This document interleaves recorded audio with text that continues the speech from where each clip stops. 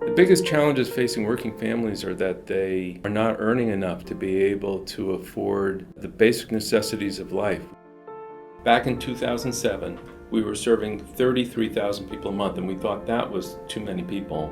Now we're serving 63,000 people each month. The people who are turning to us for food assistance are struggling often, even though they're working. So they're in jobs, but the jobs don't pay enough so that they have enough income to cover their basic needs.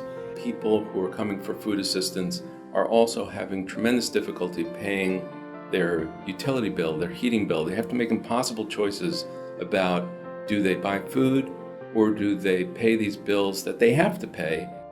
The Economic Progress Institute is really perceived at the State House as a voice for all Rhode Islanders. It is also perceived as a data-driven policy organization.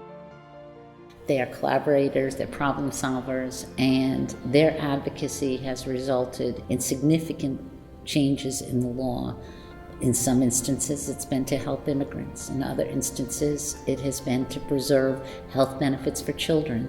In other instances, it has been to ensure that job training and education programs were available. I first met Nancy Goris at the State House. She was one of these very compassionate, very focused people. What Nancy Goris was able to do in particular, working with Linda Katz, was to bring some real data-driven, policy-driven research to what heretofore had been more of a protest movement. People like EPI, they are not going to have the highly paid State House lobbyists. Therefore, they have to make their arguments based on facts and based on knowledge. They have to bring people to the State House, they have to go to the hearings, and they have to do the nitty-gritty and frankly, not very glamorous work all the time. Childcare is often easily the biggest expense that families have in their budget. The Economic Progress Institute gathers the statistics on what's going on in our state and helps create a policy agenda to support working families in Rhode Island. They put together reports and fact sheets showing how important affordable childcare is to working families. And they encourage childcare providers and families to help deliver that message at the State House. They also have really been vocal on tax incentive legislation and holding our feet to the fire and ensuring, for example, that those tax incentives come with conditions that they hire meaningful employment with good wages.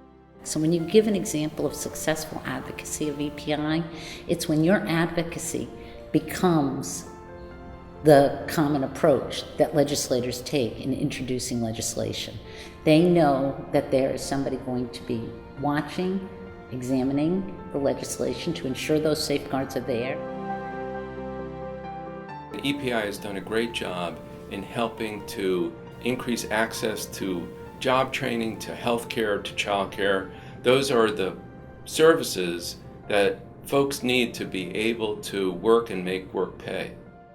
We cannot solve this problem by distributing food. We have to be able to decrease the need. We have to do more than just feed everybody in line. We have to shorten the line. That's what EPI helps us do.